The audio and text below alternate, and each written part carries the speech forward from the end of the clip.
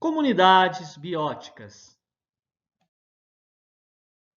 Definimos como comunidade biótica o conjunto de organismos de espécies diferentes que habitam o mesmo ecossistema, mantendo entre si relações ecológicas. Podemos observar em uma comunidade, como em um pomar, populações de acerola, limão, maracujá, manga, entre outros. Todas essas populações formam a comunidade biótica do pomar. O tamanho de uma comunidade varia muito. Os limites do tamanho da comunidade são definidos pelo observador. Podemos observar um tronco caído no chão e considerarmos esse tronco como sendo uma comunidade, já que ele abriga diversas populações. Da mesma forma, podemos observar uma grande mata e considerá-la como sendo uma comunidade. Lembramos que o tamanho da comunidade é definida pelo olhar do observador. Podemos muitas vezes identificar estratificações nas populações do pomar. Em outras palavras, encontrar animais característicos do topo das árvores, de ramos mais baixos, da casca, das folhas caídas do solo. Podemos exemplificar os pássaros que habitam a copa das árvores, alguns insetos que ficam nos galhos mais baixos. Podemos observar ainda seres vivos que vivem sobre as folhas dessas árvores. Quando fazemos essa análise, estamos observando a estratificação de uma comunidade. A dispersão das espécies na comunidade. A dispersão da espécie pode ser de duas formas. Ela pode ser uma dispersão passiva, que é aquela que o ser vivo é levado por fatores alheios para novos ambientes. Um exemplo se dá quando as abelhas realizam a polinização e levam o grão de pólen de uma planta para outra. Já a dispersão ativa é aquela que os seres vivos fazem por suas próprias forças. O exemplo mais clássico para nós é o fenômeno da piracema, onde os peixes sobem os rios para desovarem. Os ecossistemas. Ecossistema é o conjunto de comunidade que vive em um determinado local e interage entre si com o meio ambiente, constituindo um sistema ecológico. Em um ecossistema, identificamos os fatores bióticos, também chamados de biocenose, que são as plantas, os animais, os fungos, os protistas, as bactérias, todos os seres vivos. E encontramos os abióticos, que é o biótopo, onde podemos observar a luz, o solo, a umidade, a temperatura. A interação dos fatores bióticos e abióticos em um determinado local é chamado de ecossistema. Um ecossistema pode ser de duas formas. Ele pode ser um ecossistema fechado, quando os materiais, nutrientes, água se movimentam na maior parte no interior dos seus limites. Por exemplo, um aquário, onde os materiais, os seres vivos estão condensados dentro de um pequeno ambiente. Já um ecossistema aberto é aquele que as substâncias se movimentam tanto para dentro como para fora desse ambiente. Um exemplo é um braço de rio, onde constantemente os materiais, nutrientes, água, seres vivos estão em constante movimento. O ecossistema autossuficiente.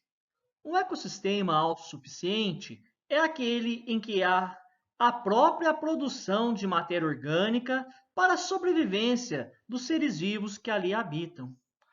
Um ecossistema autossuficiente precisa incluir os seguintes componentes: Inicialmente, os produtores, as plantas verdes e as algas, que irão realizar a fotossíntese.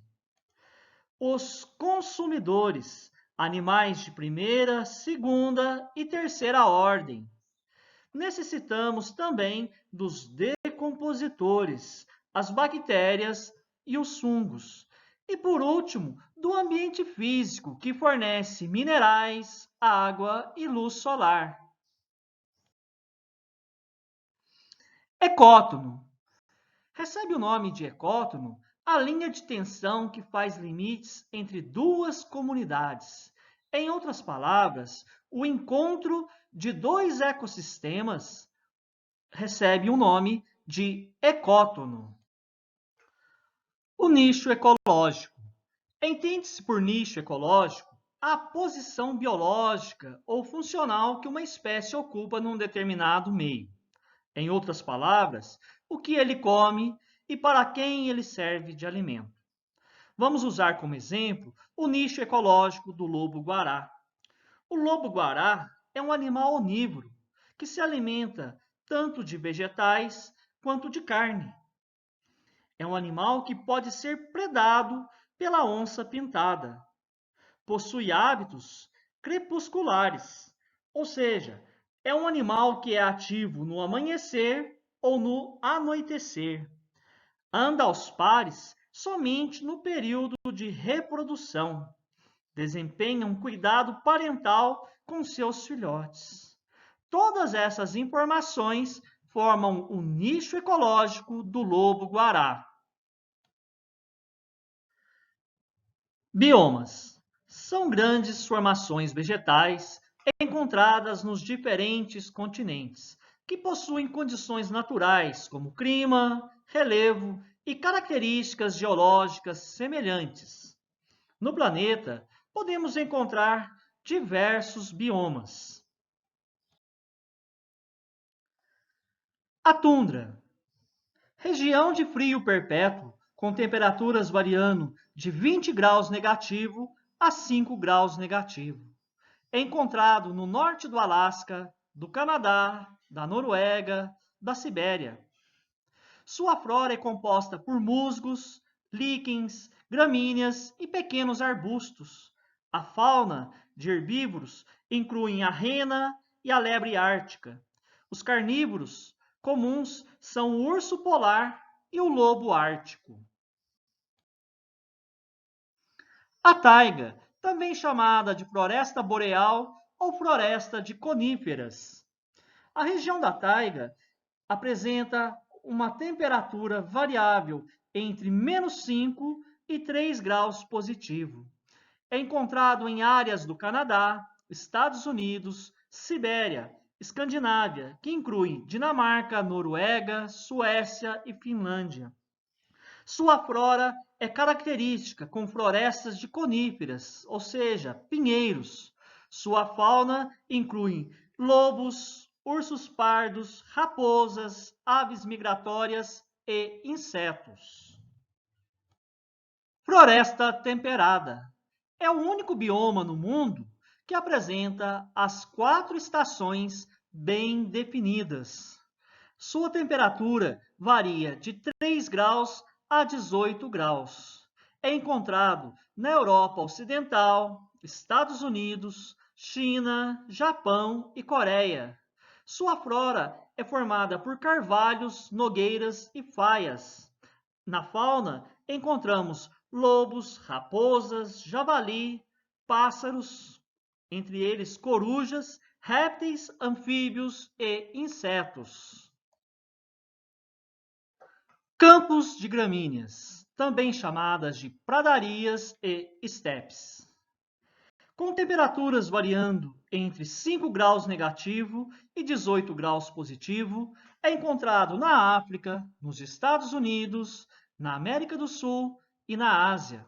A flora envolve muitos arbustos, campos de gramíneas e muito raramente árvores.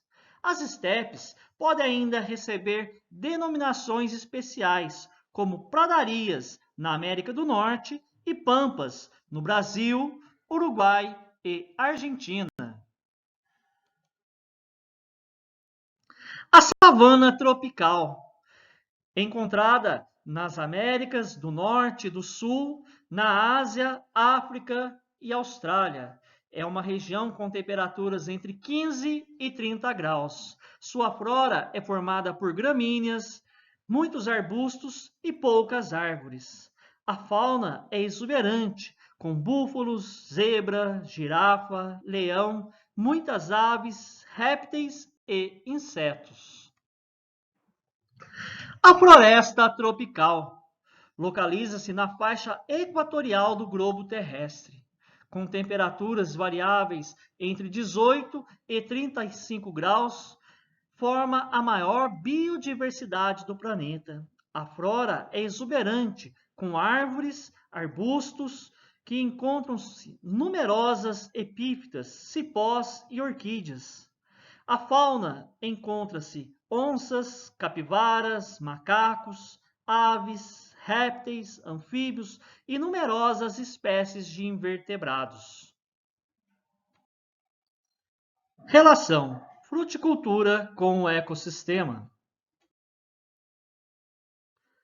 Podemos observar nos dias de hoje que, de acordo com as novas exigências mercadológicas, os agentes da cadeia de produção de frutas vêm se reestruturando para garantir a qualidade dos alimentos produzidos e, consequentemente, exigindo mudanças no manejo das propriedades e na forma de gerenciamento dos produtores rurais.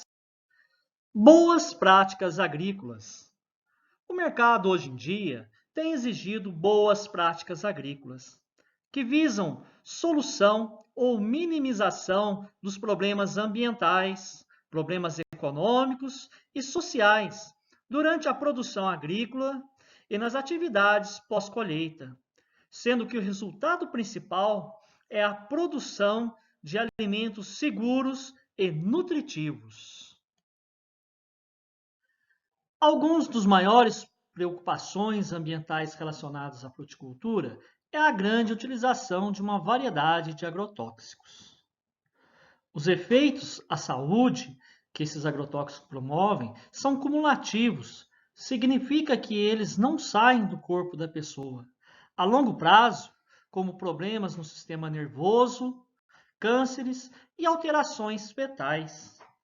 Dessa forma, devemos ter a consciência de utilizar os agrotóxicos somente como são recomendados pelos agrônomos e observarmos o tempo de carência, para que esses produtos possam ser levados para o mercado.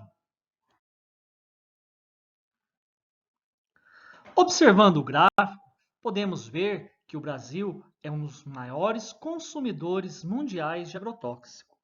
Um dado alarmante é o fato ocorrido em 2004, onde o Brasil utilizou cerca de 187 mil toneladas de agrotóxico no campo, o que corresponde a 1 quilograma por habitante ano, ou 6 quilogramas por habitante ano da zona rural. Mediante a essas informações, podemos concluir que a utilização de boas práticas agrícolas podem beneficiar o produtor não só com a qualidade e o lucro dos produtos, mas também beneficiar a saúde do agricultor, como preservar o meio ambiente. Chegamos ao final de mais um módulo de ecologia e ao final da disciplina. Espero que tenham gostado e aproveitado. Até mais!